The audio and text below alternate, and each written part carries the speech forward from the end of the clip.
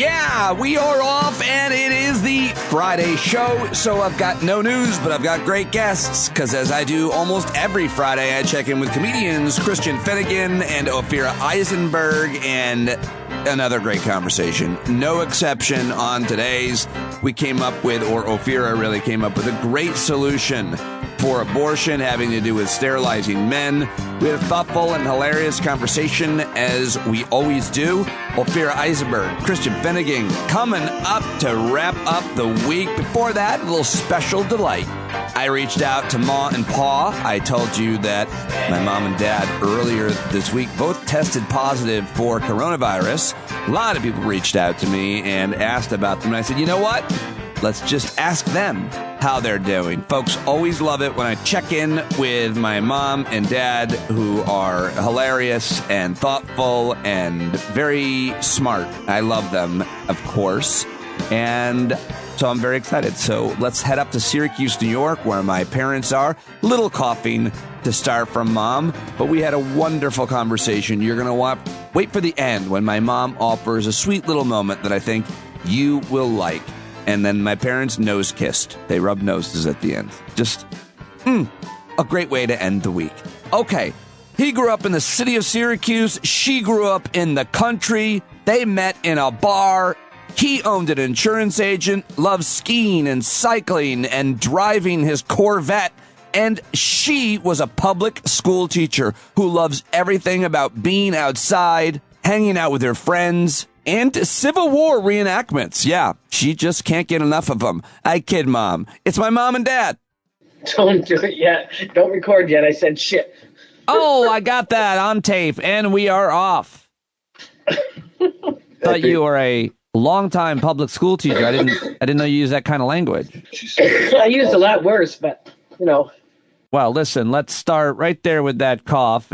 As I told everybody, Mom and Dad both got the Rona. How are we feeling? Dad, you got it first, and you're closer maybe to being done with it. You're on the mend. Mom, you're in the middle. Correct me, where are we?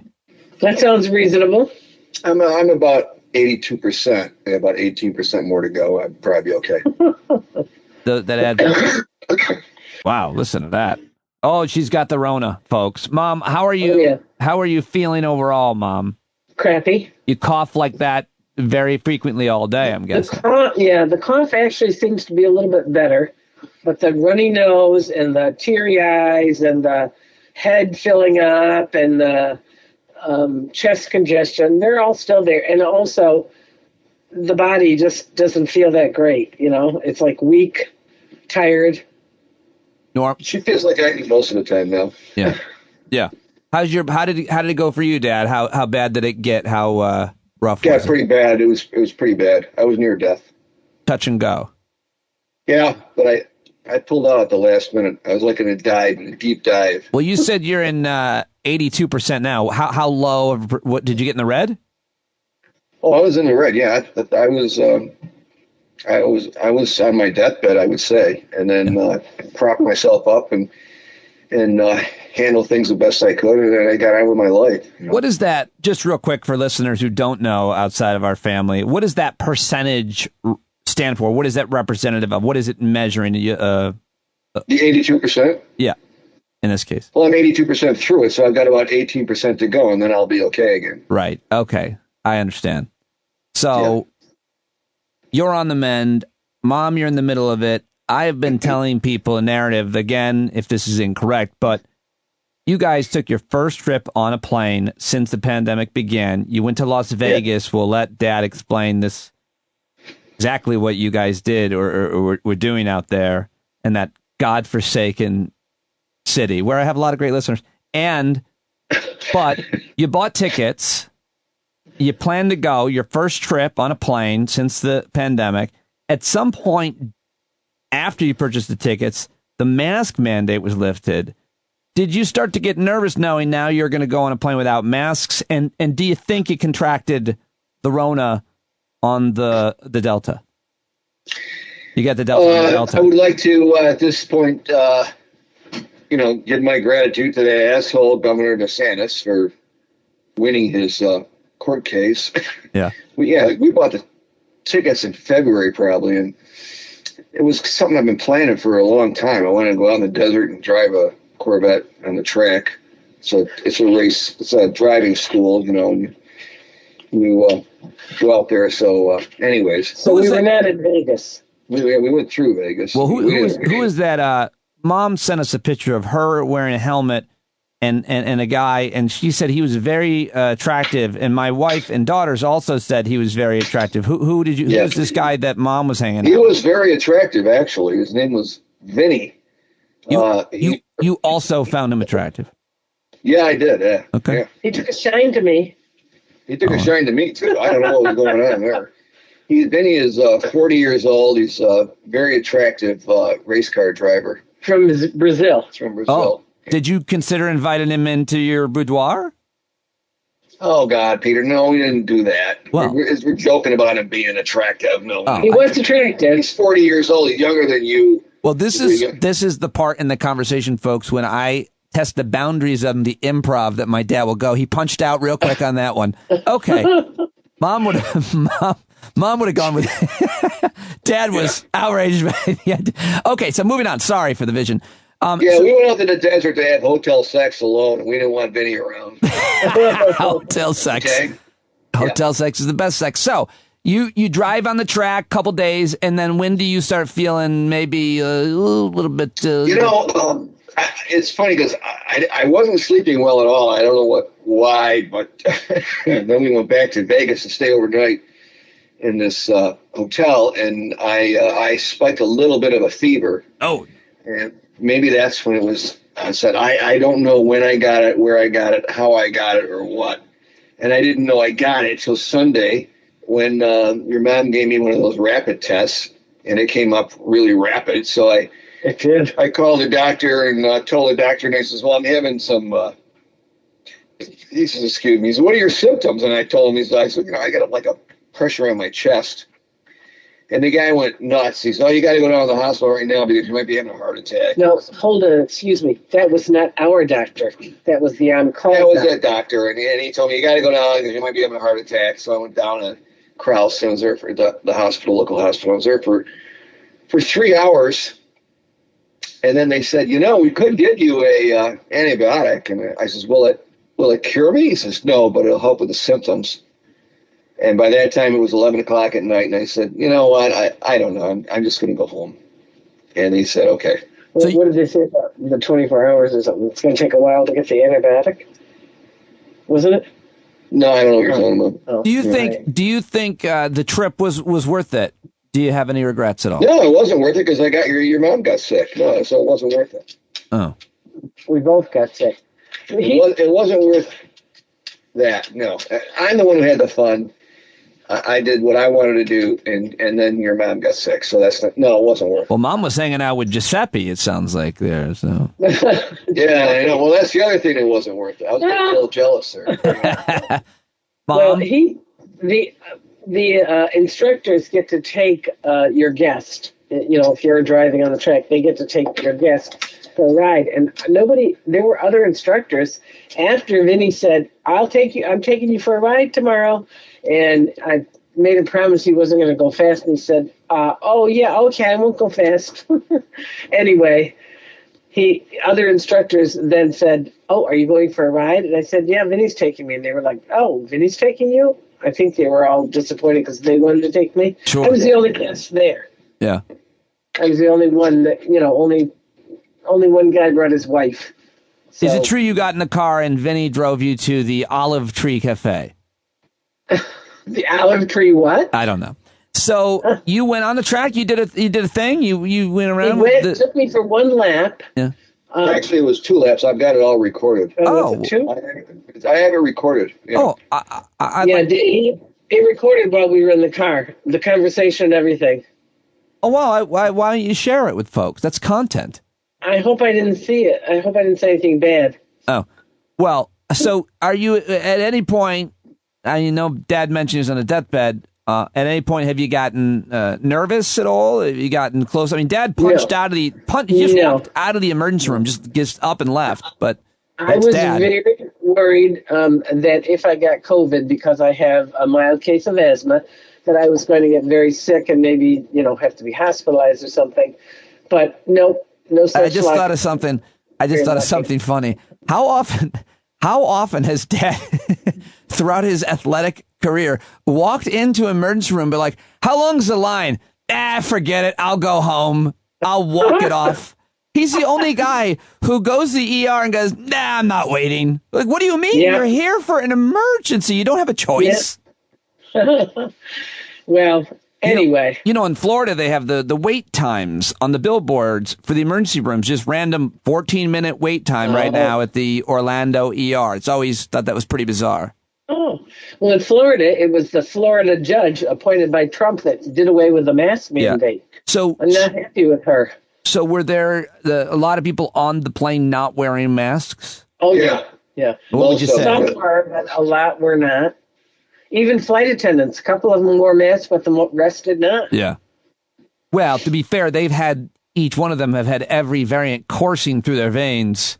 Probably. Being in flight attendants for the past 2 years. Well, because Onondaga County has like a really high incidence of COVID right now,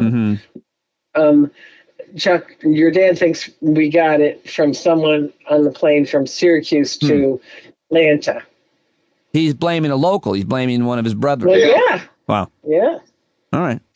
Well, I just want to check in on you and make sure. A lot of people this week, I mentioned that you both caught Corona, and a lot of people reached out and they're like, "How are you?" And I'm like, I heard from Kevin Richburg. He wanted to know if we needed anything. Aw, that's so sweet.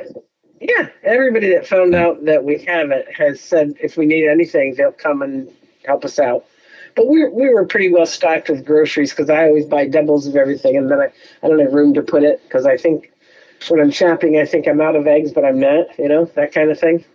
Earlier this week, when we found out, I told Julia, and she reached out to you guys, and Dad made a joke, and Julia got really upset. Dad said he was what did you say? No, I told Julia I was going to leave her to ride her lawnmower. Right.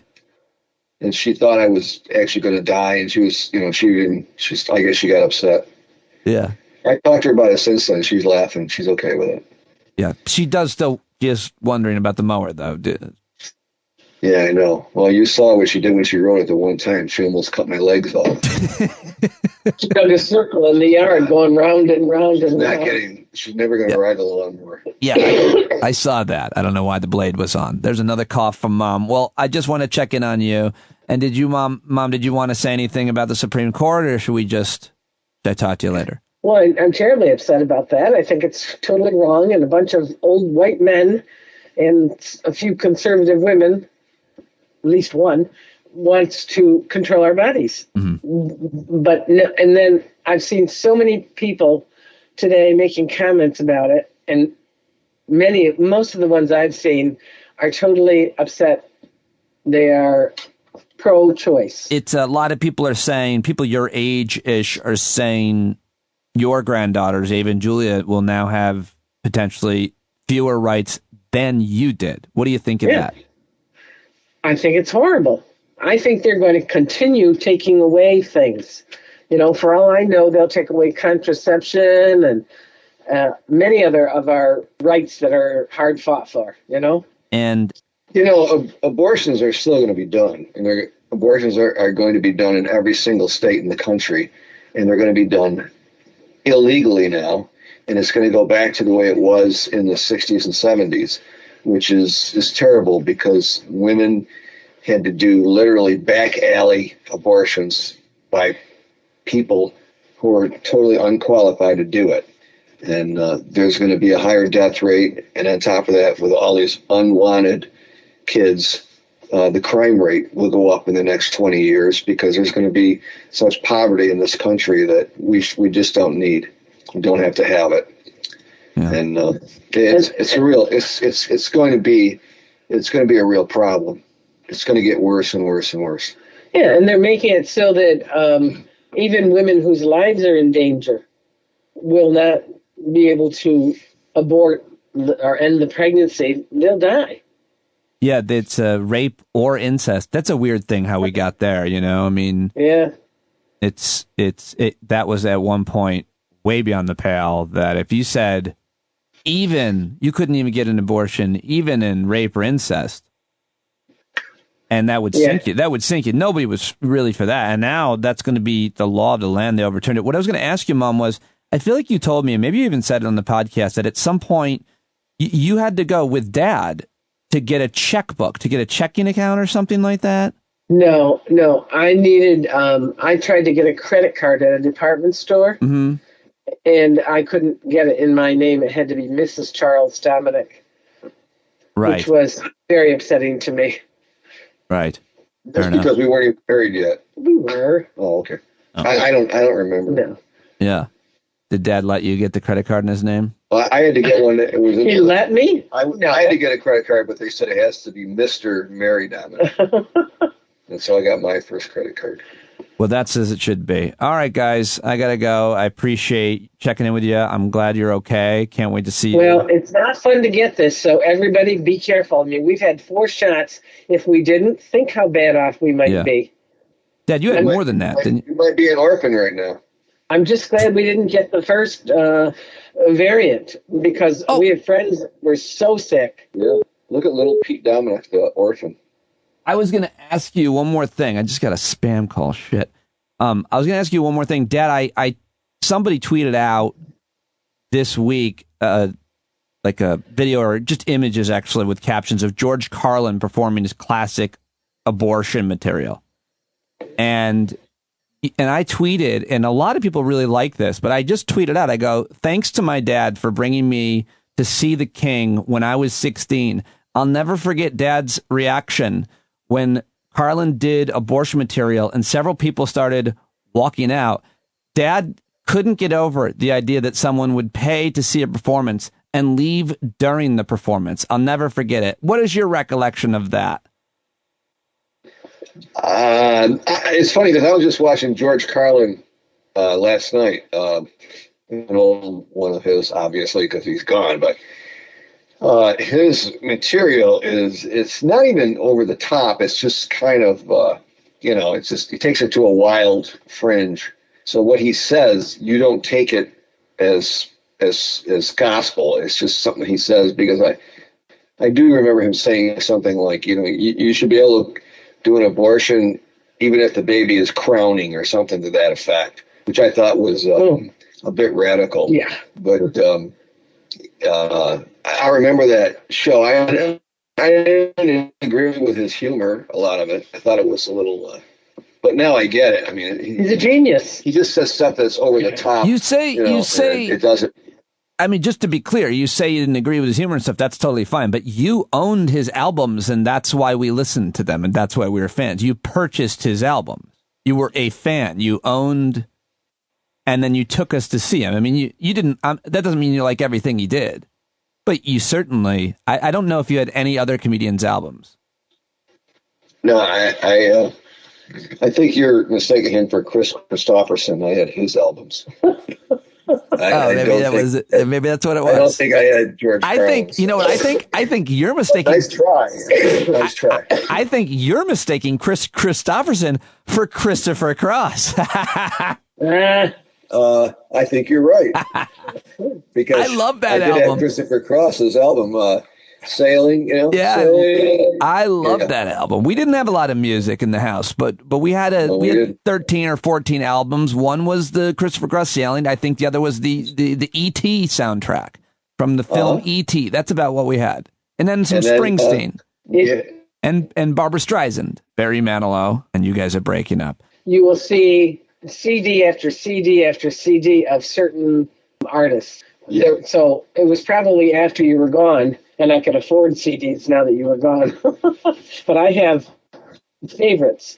I just want to tell you one quick thing, and this is not for the podcast, but I just saw a male and female cardinal out on the flat feeder, and they were all sweet, and then they touched beaks. Is that cute or what? Well, I'm glad I left it in there. Well, how are you going to say that's not for the podcast? That was a wonderful way to end, Mom.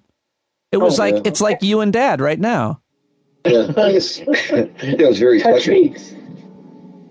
Oh, they touched noses. All right. I love you guys. You're so sweet. Goodbye. Love you too. Yeah, goodbye. Don't get this mug. Okay. I won't. I've chosen not to. Okay. Opt out. I live in a shed. And there they go, Mom and Dad. I'll check up on them tomorrow morning, again at night. And I'll try to get up there to see him. I'll probably get down to see us before we do. But please let me know if you like that. Always love to hear from you. Really heartwarming to hear people talk about how much they love hearing me talk to Mom and Dad. So thank you for ahead of time for all of the messages that I'm sure you'll send. standupwithpete@gmail about that and anything else. All right, well, now it's time to get to my final guests of the week. They are two of my favorite comedians of all time. They are also two of my good friends who I think are brilliant and hilarious. And you can come see us, all three of us, on June 11th at Fairfield, Connecticut at the Fairfield Comedy Club. Check the show notes for links to it. Okay, go get Ophira's brand new stand-up album. You can watch it on YouTube, stream it. It's called Plant-Based Jokes. And subscribe to Christian's newsletter, all about music, which has introduced me to so many new and old artists. It's New Music for Olds. Links in the show notes to both of those. Okay, here we go. And there they are, Ophira, Eisenberg, Christian Finnegan, and we just have to say congratulations again. Ophira, your special Plant-Based Jokes came out. It is out. People can watch it on YouTube. They can buy it on 800 Pound Gorilla Records. What are people saying?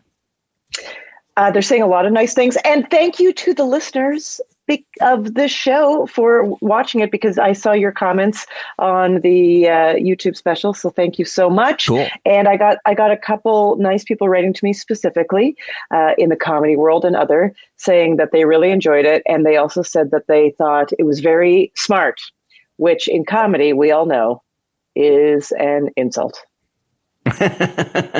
Which is weird, because if somebody says, "Oh my God, that was so stupid," that's like the best compliment you can get. Totally. It was just like, "Oh my God, you're just so dumb. You're so dumb." Everyone's like, "Oh, I can't wait."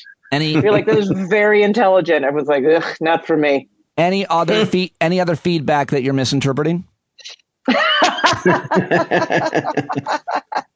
Yeah, if someone says I enjoyed it, I'm like, "Well, did you really enjoy it?" I always like when somebody comes after a show, and they say, pretty good. Oh, good. Well, I've always aspired to pretty goodness. I think the worst along those lines was very early in my career. Someone said, "You really looked confident up there." And that, of course, I really had bombed. And so it was kind of an even, worse. It was like, you really took that punch. Well done. I remember one of my first headline sets in Montreal, and I was pretty anxious about it. So I just I was basically like dancing on stage for 45 minutes. I just sold it with a lot of, just a lot of like mugging. Going for it. And then afterwards, remember people were like, "Yeah, that was a lot of energy." A lot of energy. You look good. You look confident. It was good, but not good enough. Well, either way, we're very excited it's out. I hope everybody goes and watches it. And we'll have to play some clips. I should have played some clips. We'll do it next time and go through it. But anything else that, are you having that? What did you call it, Christian? The after when you're like postpartum blues. Well, you work on this project, and then it's kind of over, and you have that sort of feeling of like, all right, well, I guess that's officially in the rear view of my life, and it's a weird feeling. Yeah, it's time to not use those, to slowly replace all the jokes. Basically, yeah. Just like, okay, that was an hour, and now we're going to slowly not tell those jokes anymore. Mm-hmm. I don't know what the hard fast. I feel like that used to be like the general model. I think everyone kind of does their own thing with that now. Yeah, that used to be. I definitely, for me, it was not as much the case with my most recent hour, because it happened during the pandemic, and so I didn't get to do any of that material. A lot of the material was still new, and so I'm leaning on it a little more than I'd prefer to now. Honestly, I'd like to get rid of all of it. I hear you. Yeah, there's like some I've like a little COVID chunk that I keep adding to. Unfortunately, I was hoping to retire it. Oh yeah, and you'll always, right after you record an album, all of a sudden those bits acquiring tags, and they get funnier and longer. And you're like, so where much were you better. 6 weeks ago? Exactly, the way better version. Not that listeners, the version that you're going to see is not great. I don't know. I feel like COVID is the great collective experience of our lives, and we should never stop writing and talking about how we dealt with it and how we're dealing with it. But yeah, it probably gets pretty wrung out, I'm guessing. Yeah, I feel like in many ways you'd be surprised though. People will, I think, be more interested in hearing it a year from now than they are now. Like, I think, do you know what I mean? Like, once it's officially over, then I think people will be able to find their laugh in it. Like right now, I feel like if you, I don't know, bringing it up on stage now, you get one of two reactions: either like, "It's not over, don't make fun of it," or Can we not talk about this, please? Right. This is over. Right. Escapism. Yes. Although, I was already on, not to brag, but a Canadian, I was on the CBC, which is the Canadian radio, talking about what everyone wants to talk about right now. Have you ever been attacked on stage? Well, I was going to say, I thought it was weird that, during your new special, Plant-Based Jokes, you get tackled, and yet, like, you didn't edit it out, and you don't even talk about it. And now, after Will Smith and now Dave Chappelle this week, people are asking you, how come you haven't spoken about it? Yeah, well, because I invited it. I told, as you know, everyone, telling jokes basically is inviting the audience to punch you. This is the whole reason we do comedy. We're like, how do I get someone to charge me on stage and act in a violent manner? I know I'm not in a Thunderdome-like scenario, but can I turn this comedy club into one? Yeah. What are your thoughts, guys, on what happened? I haven't talked about it with anybody. I wanted to wait to talk with you guys about it, with what happened with Dave Chappelle this week. That was a pretty bizarre thing. Do we have a problem in live performance and comedy with comedians being attacked, or are these, is this the province of super famous comedians for whatever reason? Both. Do I think we have a problem? Not like Dave Chappelle. I don't think I'm going to suffer a problem like Dave Chappelle. But I think with this idea, like, that there was going to be some sort of copycat stuff after what happened on the Oscars. Like, that was just everyone's first thought, like, oh no, someone else is going to do this. Yeah. Because they're going to feel empowered by it. But I also think that there's this thing right now, which is, okay, we all have to promote ourselves over social media. People are putting clips of their stuff up on social media, mostly stand up that you're not going to do anymore because you're kind of burning it. So instead of that, everyone is putting up what? Crowd work clips. And what makes a good crowd work clip? It is basically like an altercation of some sort. And so then it actually tells people who are audience that this is how you should behave at a comedy club. That doubled with seeing this violent act on a network television. I feel like it's all feeding the same, like, no, this is not how you do it. But all the information everyone's getting is how you do it. Yeah. I mean, certainly nothing discouraging that. And, as I think we've talked about on the podcast before, it's happening just in the culture in general, that there's people losing it, on flight attendants, on Starbucks baristas, it's just, there's the threshold to, I'm just going to make this physical has evaporated, and also there is that feeling of like, and I could go viral in the process, Right. It's right. It's an unholy brew. It's seemingly similar. The way you described it made me think of someone who would just like run out on the field or on the court. Yeah, it's streaking. Yeah. Streaking, except, violent. Violent. And this whole idea that if someone says something that you don't like, you must act. Yeah. And that you are righteous for doing so. That, yeah. I mean, and the guy who, I don't know, I just was doing a little reading about the rapper, he's a rapper talking about how much he has a song talking about how much he loves Donald Trump. So it's not even like some trans activist, which is, of course, how it's immediately, whether people said it or not, there was kind of like, oh, Dave Chappelle got tackled on stage. These people can't handle it. He's like, well, no, these two things have nothing to do with each other. And I'm sure you found some trans person on Twitter who might have said, I want to hit Dave Chappelle or whatever. That's to try to buttress some connection here. There is no connection. This dude. Well, he said after he was tackled, Dave Chappelle said it was a trans man. Yeah. As a punchline. Right. I think he said but it's like, no one can take anything within context. They can only be like, oh, that's who it was. Right. Yeah. So, luckily there's security at most comedy clubs. Is there? I don't know what to say about that because there really isn't at the one. When there is on the rare occasion there's someone dedicated to being a security guard, you notice, and it's a different show knowing that person is there. I that's my experience. Yes. What would you say? So, I mean, I feel like every comedy club has technically someone, and like Gotham Comedy Club has quite a few security people. And, you know, that's the way they run that club. I think many of the clubs don't really, and it's in the hands of like the wait staff and a manager that is not there to do. I feel bad for them. That's like, it shouldn't be their job. And so what are we going to do? Are we really just going to hire ex-cops and some and retired vets, and they're going to be now hanging out on either side of the stage? That's how this is going to proceed. How fun. And there's a real fun night out. But, you know, you've seen certain clubs, you know, a lot of clubs will have just on Fridays and Saturdays, they'll have somebody there. You know, and the good ones, they have a way of just diffusing things. Like you can tell the security dudes who want to fight, and the ones who really don't. That is so true. You know, the best ones are the ones who have no interest in fighting. They're firm, but they're like chill, and they're just good at diffusing things, and they handle things quickly and appropriately. You know, that's the thing I would worry about, like cops, is because like, well, you want to get into this, don't you? Right. Yeah, I do remember one security person at a club saying, what I do is not called customer service. And I was like, got it. Yeah. That's great. I wonder if he sits around. I wonder if they sit around thinking of lines such as that too. I'm sure. I'm kind of a comedian too. I'm kind of A-list. I'm interested in being a security person. Like the idea that you're a bouncer or a security guard at a comedy club or something like that, dealing with drunk people. That's a fun idea. The idea that you're like so big and intimidating that you really never have to do anything because you can actually pick people up. I like those videos where they pick up small people. Giants do.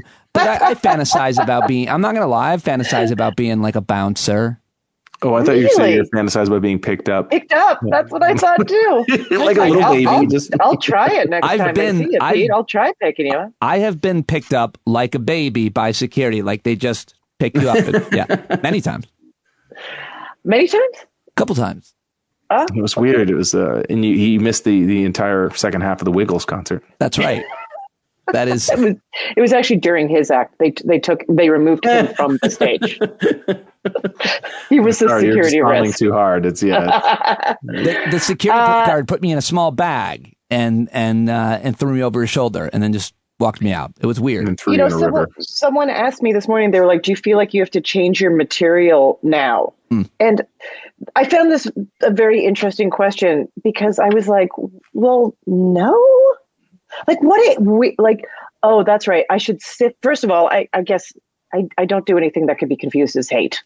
I'll just throw that out there right now. I have nothing in my act that someone could be like, myself. That's very clear. I hate myself. My entire. Your idea of funny, I thought. Yeah. So if my therapist charged me on stage and slapped me for being so hard on myself, I'd appreciate that. Well, the other thing about this week, the weird thing about this week is how sick comedians are. Even me, so far removed from being a mainstream comic, was that I found out about this amazing comedy festival that Netflix was sponsoring. It was live because of the fight, and felt just the tiniest pang. Not that I should have been invited, but it was like, oh, that's what I came away with. It was like, oh, I wonder who was on the lineup. That's what one of the. Takeaways. Who books that? Who books that? Wait a second. There was a problem? Yeah. People got hurt?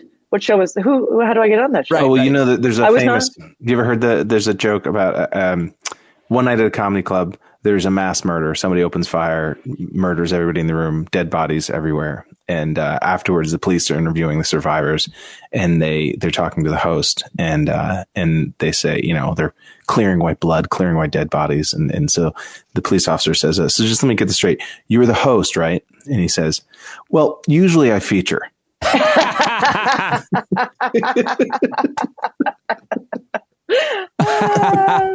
great. For people listening, you may not understand just how accurate that is. Yeah. It's the middle act, basically. Yeah. The middle act, yeah. And that everyone thinks of themselves as naturally one step above where they actually are. Everything and every conversation and every emotion and every reaction is about comedy. I think sometimes I think we've matured out of that, but the best example I have is when my wife, when Val gave birth to Ava, I went to the comic strip and someone asked me, "How you doing?" I was like, "Amazing. I just became a dad." And he was like, "Ugh." Like he was unhappy for me. He wanted me to respond with something related to my career that he could then probably get upset about too. But I'll just never forget, like, what could be more? He was disappointed that my reaction was one of personal nature and that I was happy. You clearly don't understand the question I'm asking you, which is, are you doing better than me? Right. Or are you doing worse? Fingers crossed. Fingers crossed. Yeah. Well, luckily you're doing worse because you had a kid. Yeah. But yes. So anyway, I don't know what else there is to say about what happened there. But most importantly, of course, I definitely wanted to get your talk about the news at the Supreme Court and what happened, because Christian had actually some really good tweets about this. Abortion being overturned, and obviously I want to go to Christian first. Make sure you end with him too. Make sure he gets the last word. Shh, Ophira, we're talking. Ophira, if you could just Could you guys mansplain abortion to me? I'd really appreciate it. No, well, actually, you know what? Let's go to you, because you have had a child and fallopian tubes. You're also wanted pregnancy. I'd like to get your Canadian perspective. Maybe there's a Jewish perspective on abortion, but also you wrote a book at one point about how much sex you've had. So I think your perspective is really interesting. So what are your thoughts this week? So I'm still like a leak. So that's just a thing that I still have to, this whole leaked thing. I want more information on, because it's so obviously everyone's like, oh my God. And part of me hears a leak and I just go, someone's up to something. Someone's up to something. Mm-hmm. I don't know what it is, but I just don't feel like it all just equals out. Like something was actually leaked. Okay. But putting that aside, I just can't even believe that this is what we're talking about. And I'm not sure if I feel like I can't win this battle. And so I've decided to switch my focus, and I'm going to focus very heavily on figuring out how to sterilize men. I think that there should be mandatory sterilization for every man in America at 15 years old, and you can enter a lottery where perhaps it will get reversed at 40. So no children between 15 and 40. Too fucking bad. Sorry. Because I can't. I can't. It's just, I mean, the idea that, obviously all these men want to have control of, it's just about, I mean, I personally think it's all about keeping America, it's to keep the rich rich and the poor poor. And we need to keep the poor poor by, keeping the women pregnant without access to any choice over their own body. And so that will keep them poor, and then make sure that education is very expensive and never forgive any, if you want to go to a higher education, it's going to cost you and you'll never pay back. And let's just keep this model going so that these people who are super rich can continue to be super rich. And I hope they like hanging out together, because the fucking looks like a crappy group. Okay. I don't want to hang out with you people. What are you hearing about from Canadians? Are people around, like, this is putting us in a category, these laws are putting us in a category with some pretty medieval nations that are very religious in So, right now, this evening, there is a debate in Canada they're starting to try to choose who will be the new leader of the Conservative Party there. So there's lack of leadership in the Conservative Party in Canada. They're trying to choose a new leader. And if you don't think that those people who want to be leaders share some of these same ideas, you are incorrect. They are just as right wing. And to think that this kind of stuff would happen in Canada is, I can't, but that's what I thought when I moved here. I was like, well, that will never happen. Yeah. Almost 20 years ago when I moved here, I remember even having a conversation with my husband in the next room and just saying, like, I can't even believe people are talking about abortion here all the time. And he was like, that will never get overturned. That will never get overturned. Well, one of the people who's been talking about abortion more than anybody is men's rights activist Christian Finnegan, who joins us. You had the I don't want to hear this misandry. This is why I love you and your Twitter feed. Sterilization? You're good at you're good at having a passionate and what I would call very accurate, morally accurate take, one that I line up with almost immediately to things, meaning it really is your idea because you're not a follower on such things. But one of the tweets you wrote was, message to a whole lot of dudes. Time to pick a side. The pro-choice whatever routine is no longer viable. At the very fucking least, the women in your life deserve to know where you stand. I just thought that was a brilliant tweet. It got a good amount of attention. I would like to give it. That's the more. important thing. Is a good amount of. It did get some likes. Yeah, very. Why very you much. do Definitely, things? Why we boosted do things. me in the algorithm. I mean, honestly, when big things like this happen, there is sort of and we may have discussed this before. There's kind of these countervailing pressures where it's like, on the one hand, you feel like, well, silence is complicity and I should make my opinion known. But then the other thing, it's like, well, I don't necessarily want to try to use, like, I shouldn't just have a take in order to try to, again, win a little extra clout in the take community. But, obviously I have opinions about these things, but the only realm in which I feel like my opinion matters at all and has any relevance is in talking to other men. I mean, I can't discuss any of the other stuff, but I can discuss. And I have no interest. I have no interest in discussing this with like hardcore pro-life people. I don't believe they believe what they say. I think it's all bad faith. I just have no interest. I'm not interested in communicating with you. There is no middle ground. They need to be defeated, electorally. But the people in the middle, those are the ones. And, and again, I see everything through the prism of comedy green rooms. And I just think of all the sort of just kind of dude comics kind of going along with it, who just kind of like, yeah, whatever, and you don't know. It's like, okay, are you secretly conservative and you're just sort of trying to be urbane because you live in a city and you want to go to cool parties? Or are you generally kind of just the kind of person who doesn't want to talk about politics, but if you were pushed on it, would actually kind of be on the side of good, so to speak. And I feel like it's time to kind of make some of these dudes make some sort of moral commitments to push them a little bit. Yeah, we've certainly seen people have to take sides on anything from masks to vaccines to other more traditional culture war issues like this. But at this point, I mean, it's just, I feel like the people who are apathetic, something's going to have to change. My 14-year-old daughter said to me, maybe I should just get the IUD now. And I was like, they're not all outlining contraception. You don't have to worry about that. And I was like, but maybe they are in Missouri. Maybe they will somehow with a federal law. I don't know. But it was just like, it's still women that have to really worry mostly about it. But I mean, the idea that we have to think about it. I was thinking about this, like, what about affluent parents who live in red states who might even be like anti-abortion, but like they might be thinking, I liked the idea that it was an option because I don't want my, forget about poor people who obviously suffer the most. I'm just wondering about kind of affluent people. Like, do teenagers in red states, are they not having like, is it like 1958 in Mississippi? A freak out? Right. I think that's a really good point. Like, and is it just going to be, don't worry because my friend who's a doctor, like, but rape, if your rich daughter was raped.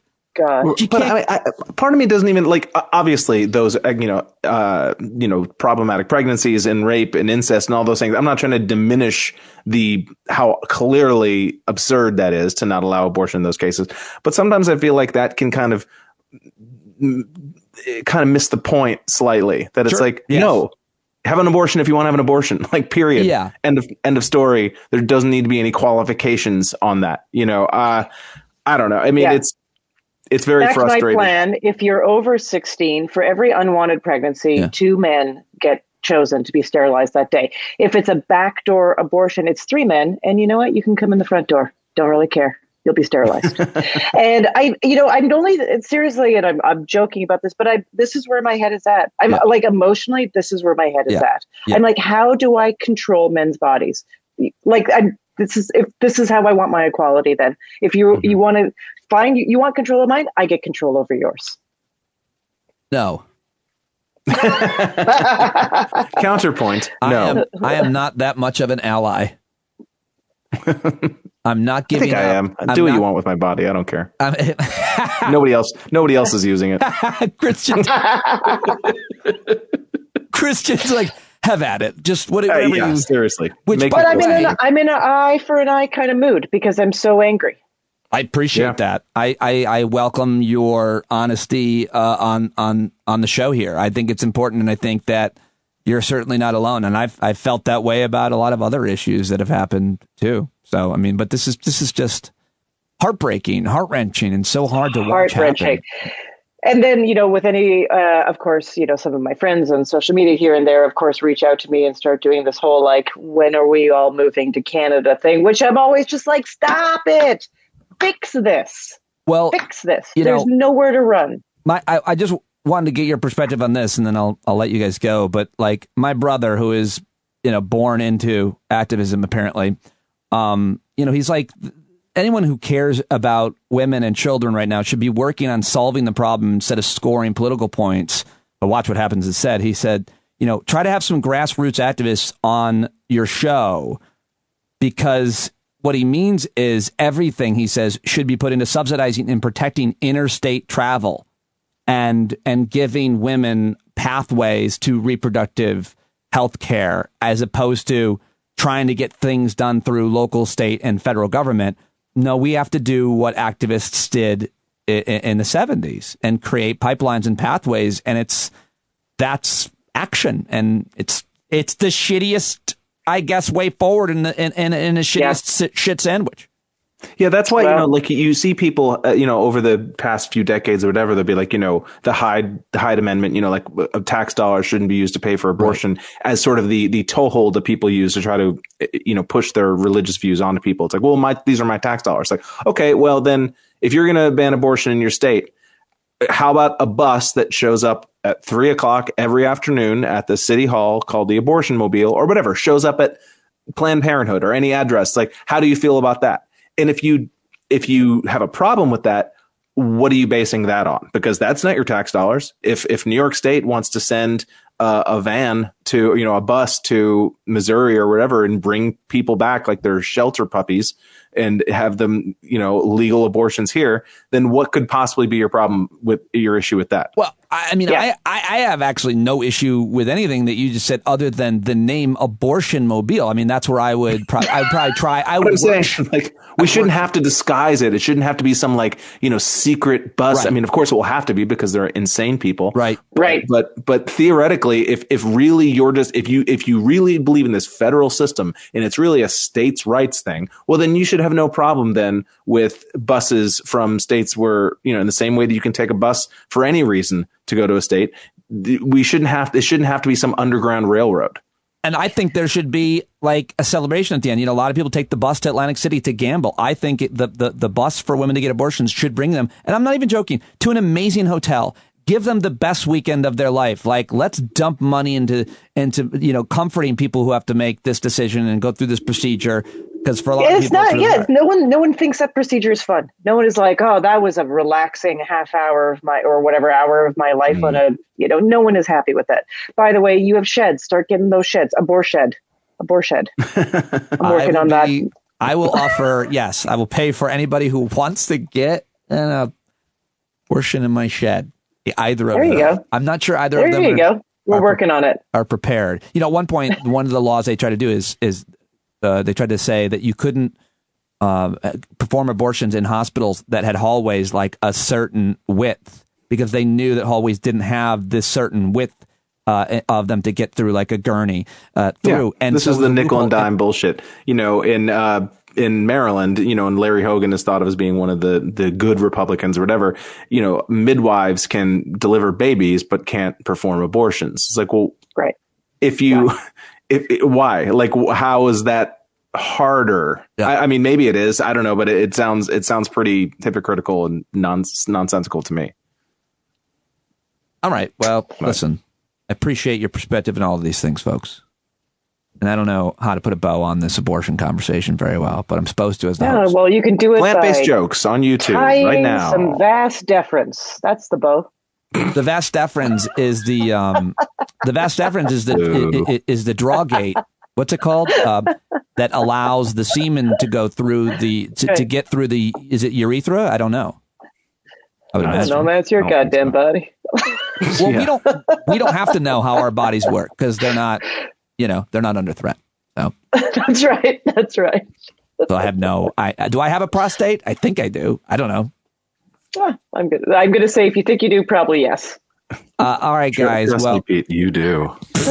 Hey, and before we go, because right now everyone's like, where can I see these three people together and live?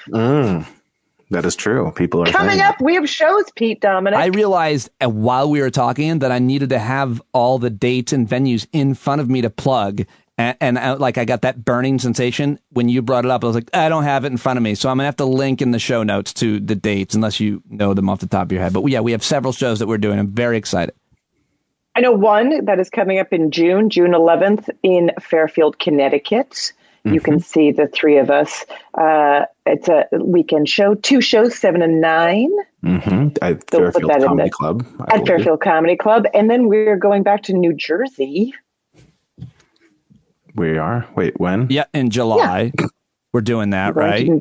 And then... Yeah, Ventnor, New Jersey. And then what about Colony? Colony? That we are still... we're going Colony and Woodstock, we're still trying to nail down a date. Okay. But we will have that info soon. Got it. So look for all those dates if you're in the Northeast, and even if you're not, then you should fly here to see. Fly out. Yeah. Airplanes exist. I think it's worth it. Oh, by the way, show your commitment, people. I wanted to get your guys' reaction. So my parents both got COVID this week. Oh, no, I'm sorry. I'm sorry. Yeah, they both perished. But that's not why I bring it up. No, here's a weird thing. They took their first trip on a plane since, they've been really good. And they bought the tickets thinking, well, we'll be safe. You have to wear a mask. And during the time period that passed, the mask mandate was lifted.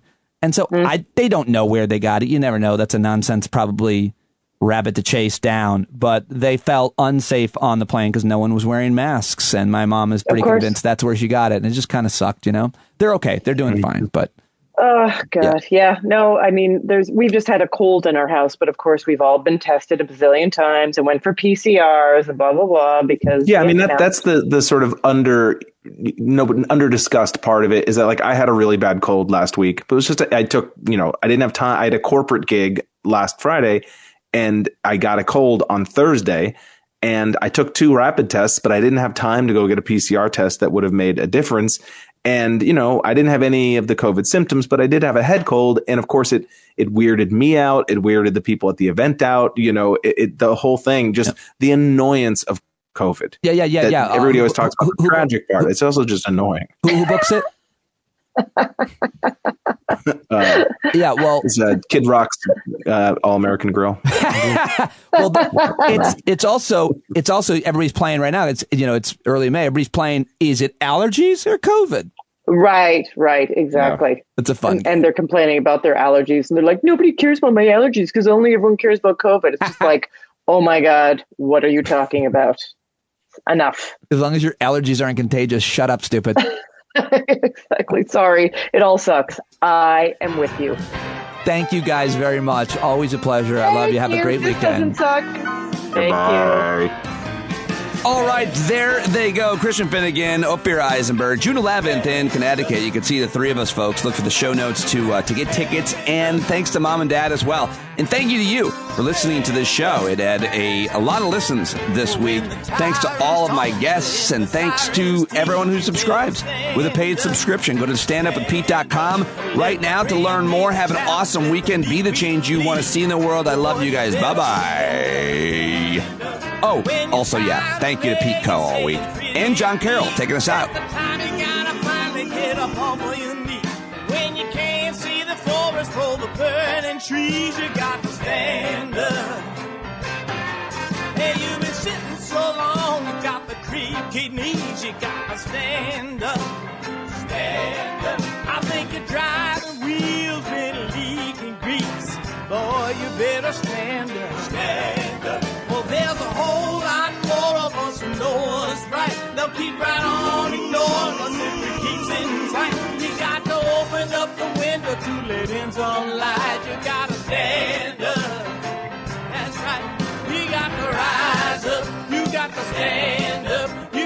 stare the devil straight in the eye. We got to let him know it's his turn to go.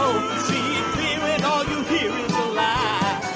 So get up off of your butt, get down off of your fence. Even if it ain't a very friendly audience, well, they'll begin to listen when you start making sense. And you stand up, stand up. No need to point your rifle to defend your town. Just stand up, stand up. You know they can't deny you what you're laying down. Boy, you better stand up, stand up. Show your face of every color, yellow, black, red, and brown. She's the place where every lost child will finally be found. There's only one thing to do before we stand our ground, and that's stand up, stand up. Well, the founding fathers saw a land for all. They had to stand up, they had to stand up. They had a keen imagination for a crystal ball, drawing all the plans of a stand up. But all they had to go on was the time they were in, with other causes for laws, and since they weren't even sin, they knew that change was gonna come before the change could begin. They had to stand up.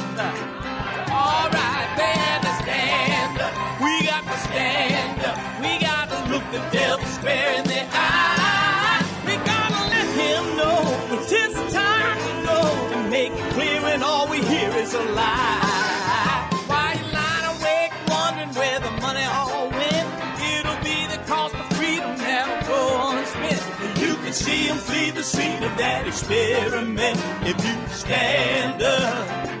Alright, we got to speak up, we got to reach up, and raise your voice in every way you know how. Don't be toes up, you got to show up. Ain't no better time to do it but now. No need to pledge allegiance to no wanton tribe. Rise up, show obedience to the voice inside, and listen well and it'll tell you not to run and hide. It says stand up.